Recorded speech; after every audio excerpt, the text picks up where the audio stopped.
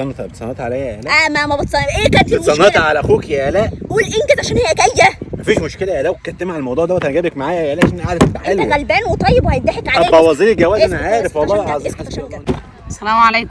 وعليكم السلام يا مي. وعليكم السلام يا مي. انا عايزه افهم دلوقتي. انا امبارح كلمت باباكي ومامتك وخالك وعمك وجدك، ما حدش بيرد عليا ليه؟ عايزه الحق ولا ابن عمه؟ بصراحه يا الاء عشان انت بتقعدي تزعقي وتصدعيهم في التليفون، وانا اهلي كلهم مرضى ضغط يعني. لا الشهاده لله يا الاء، مي ما بتكذبش عشان فعلا اهلها عندهم الضغط. انا عارف الحكايه ديت يعني. تقف مع خطيبتك عليا خلاص؟ ذبحت لك القطه بقيت خاتم في صباعها.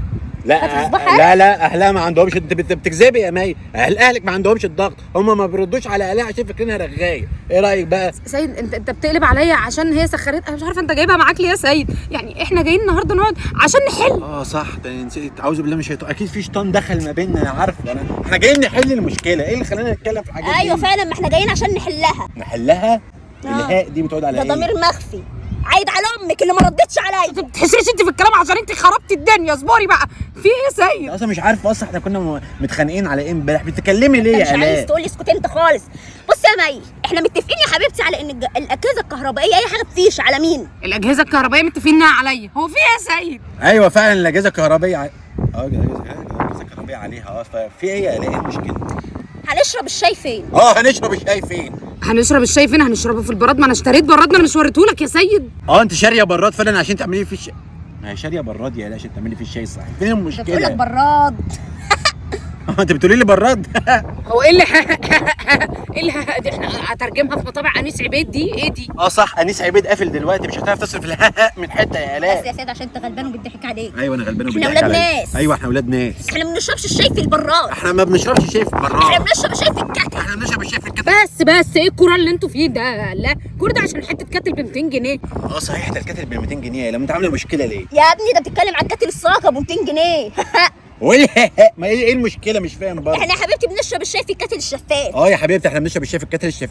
ايه الكتل الشفاف دي يا اللي بيبان فيه الفقاقيع. اسكت انت عشان انت مش فاهم حاجه. ايوه انا هسكت. انا مش بفهم حاجه. الكتل الشفاف ده يا حبيبتي ب 250 جنيه. ايوه الكتل الشفاف يا حبيبتي ب 250 جنيه. كتل يا سيده ب 250 جنيه وفيشه ايه وشاي ايه وبراد. انا مش فاهمه. اختك لو فضلت تنبر كده في الجوازه نفشكلها احسن. صح يا بنتي يا ماما معاكي حق. البنت لما بتحط بوزها في اي حاجه بتبوظ، حتى الجوازه هتبوظ بسببها. يما خفت انا ان الجوازه تبوظ. ما تبوظ يا اختي ولا تغري في 60 دقيقه. هتاخدي كويس انها جت مني. يما ما تبوظ الجواز يا اختي ولا تغري في 60 دقيقه. يما كده يما كده. يما كده. ده انتوا بتتلككوا بقى انتوا الاثنين. يلا يابا اتكل على الله. انا مش فاخدها اهو دبلتك واتكل. دبلت ايه يا مي؟ الله يخرب بيتك. اللي حصل امبارح ما يستاهلش ده كله اصلا. انت لو تقول لي اللي حصل امبارح انت اسكت خالص عشان انت غلبان وبيضحك عليك. بص يا مي، هلا على الجد. والجد هلا عليه. واللي ايده في الميه مش زي اللي ايده في النار. وانتوا اخوات اتحاسبوا. استنى انت بقى. انا فهمت الليله اللي بينكم خلاص. خش عليها. اقلب القدره على فمها. تطلع البنت لامها اللي هي امك اللي ما بتردش عليا. يا دماغك اللي لففتك كل اللفه دي عشان تقولي لي امك اللي بتردش عليكي في التليفون. ما تقولي لي ان امي مش هترد عليكي، وانا بعد اللي حصل ده مش هخليها ترد عليكي تاني ابدا. انت عايزه مني ايه يا لا؟ صحيح. انت عايزه مننا ايه بقى؟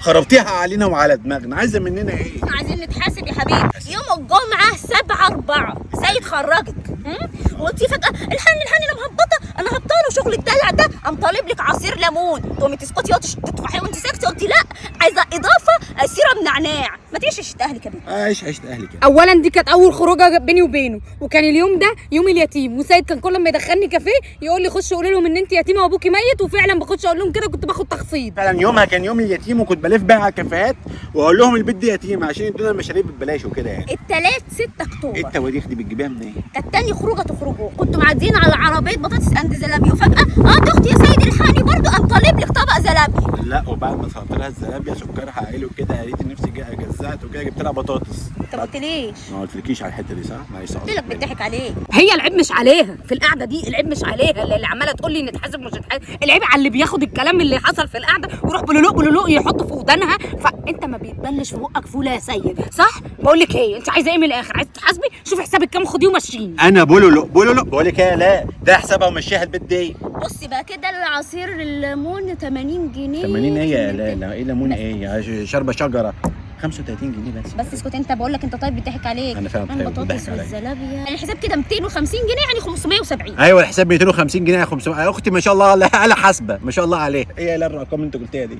هو ايه اللي 250 جنيه بقوا 570؟ انا حضرتك شربت ليمون بالنعناع ما يكملش 35 جنيه، وخدت شويه بطاطس وزلابيه ما كملوش 30 جنيه. ايه اللي 570 جنيه؟ شكرا يا استاذ. ايه ده؟ كده كنز بيبسي يبقى 600. 600 ايه يا لا؟ 600 جنيه. 600 جنيه على ايه يعني؟ ما تقفوريش الدنيا كده يا لا برضه يعني 600 كتير يعني. سيد إيه؟ الحساب انا ضايفه عليه الخدمه والضرايب وبعدين وماذا عن الربا. الكلام ده شوف من شهر 4. ماذا عن الربا؟ احنا انا واختي ما بناكلش غير من الحرام. بالنسبه للبيبسي انا مش طفحاها، وبالنسبه لل 570 انا مش دافعاها، وبالنسبه للجوازه انا مش مكملاها. انا بس عايزه افهم حصل ايه ده كله؟ قول لها هديها في جنبها. ينفع يا ست هانم لما بكلمك امبارح على الواتس واقول لك تصبحي على خير تقولي لي وانت من اهله مش وانت من اهلي؟ عيب يا ست هانم. هي دي المشكله اللي انت امبارح كسرت عليها الشقه. وانت فاكره ايه؟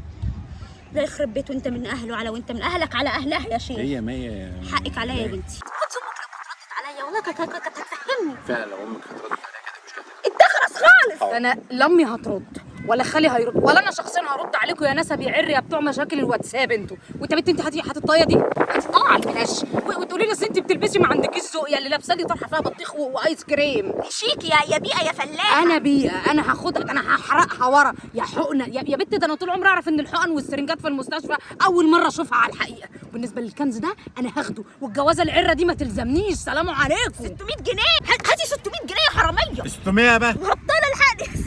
مين علينا؟ أنا بيكتب زلابيه. لا على دي جمله